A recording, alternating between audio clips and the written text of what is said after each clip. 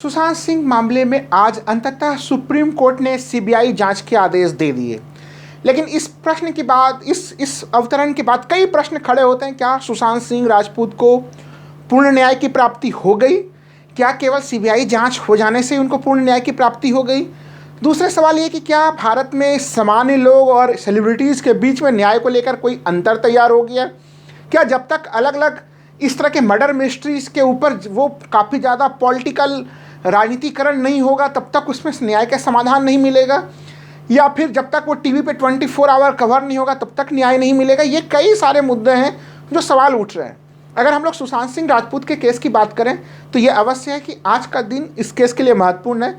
CBI इसमें जांच करेगी, लेकिन हमें ये समझना चाहिए कि जो सीबीआई का जांच है वह अपने बिल्कुल यह पूरे मामले का प्रथम कड़ी है। सीबीआई जांच करेगी, फिर इसका ट्रायल होगा।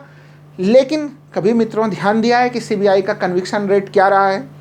देखिए, और क्या हर मामले में हम लोग इस तरह से भारत में जो करोड़ों मामले घटते हैं उसको सीबीआई को ही दिया जाना चाहिए, वही अंतिम निदान है इस मामले का? सीबीआई भारत की एक अच्छी महत्वपूर्ण जांच एजेंसी है।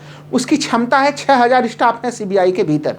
सीबीआई के केस की अगर बात करते हैं तो उसका कन्विक्शन रेट, जिसमें कि वो सफलता प्राप्त करती है दोषियों को सजा दिलाने में, वो 66% से 69% अलग अलग सालों में आप देखेंगे तो 65 या 69% तक वो वेरिएशन आता है। लेकिन अगर हम लोग सुप्रसिद्ध केसेस की बात करें, हाई प्रोफाइल केस की जब बात करते हैं तो वहाँ पे सीबीआई की जो कन्विक्शन रेट है, सफलता दर है, वो काफ़ी कम हो जाती है। वो लगभग 3.96% के आसपास ही रुक जाती है, यानी 4% से भी कम वो दर होती है। आप देख लीजिए 2G स्पेक्ट्रम घोटाला का मामला, हम लोग देखा कि सीबीआई ने जिसको जिसको आरोपी बनाया था सारे के सारे रिहा हो गए। तो ये कुछ ऐसी चीज़ें हैं सीबीआई के साथ जुड़ी हुई। लेकिन साथ ही साथ हम लोग एक रूल ऑफ लॉ वाले देश में रहते हैं।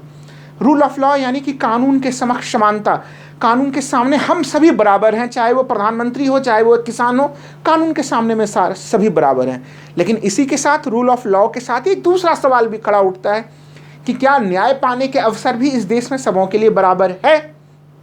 तो अभी जो स्थितियां हम लोग पाते हैं, न्याय पाने की स्थितियां बराबर नहीं है। सोच लीजिए कि सुशांत सिंह मामले में ही 14 जून को वो घटनाक्रम सामने में आया था और इतने लंबे समय के बाद अब तक सुप्रीम कोर्ट से केवल इस बात की प्राप्ति हो सकी कि हाँ, इसके सीबीआई जांच होंगे।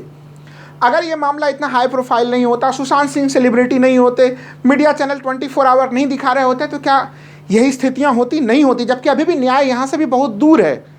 तो मूल समाधान होता है कि जो व्यक्ति सेलिब्रिटी नहीं है, सामान्य किस्म का व्यक्ति है, उसको इस सिस्टम में कैसे न्याय मिलेगा? भारत में इस तरह की मर्डर मिस्ट्री एक नहीं है, करोड़ों की संख्या में देश के अलग अलग हिस्सों में ये घटनाएं घट रही हैं। आवश्यक है हमारा पुलिस जो है, पुलिस तंत्र वो मजबूत किया जाए। उसको मजबूत करना ही आखिरी रास्ता बनता है। इसके लिए 2006 में सुप्रीम कोर्ट ने पुलिस रिफॉर्म्स के बड़े आदेश दिए थे, उसे क्रियान्वित करना पड़ेगा। अगर आप पुलिस के हिस्से को देखते हैं, आप अपने नगर, अपने आसपास के थाने क्षेत्रों में चले जाइए, क्या आपकी पुलिस उस सुविधाओं से, उस तरह के सुविधाओं से लैस है? क्या उसके पास वो ट्रेनिंग है कि वो मामलों का अनुसंधान भीतर घुस के कर सके? तो प्रथम दृष्टया ही नजर आ जाता है कि ऐसी सुविधाओं से वो लैस नहीं है। तो इसके लिए क्या करना होगा? इसके लिए पुलिस को 2 हिस्सों में बांटना होगा, जैसे दुनिया भर में होते हैं।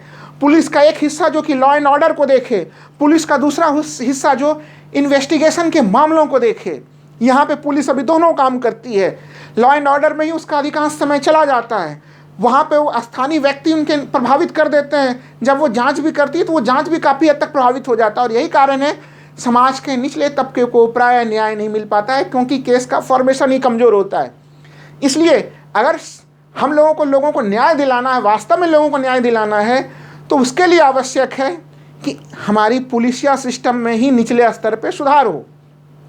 अगर ये स्थितियाँ होती कि पुलिस का राजनीतिकरण नहीं होता, सोच के देखिए कि अगर बिना किसी दबाव में, ना तो वो बिहार पुलिस बिहार के सरकार के दबाव में होती, महाराष्ट्र पुलिस महाराष्ट्र के दबाव में, उत्तर प्रदेश पुलिस के सरकार के दबाव में ना होती, जो कि सुप्रीम कोर्ट ने 2006 में अनुशंसा की थी, तो पुलिस का परफॉर्मेंस फिर भी काफ़ी हद तक सुधर जाता।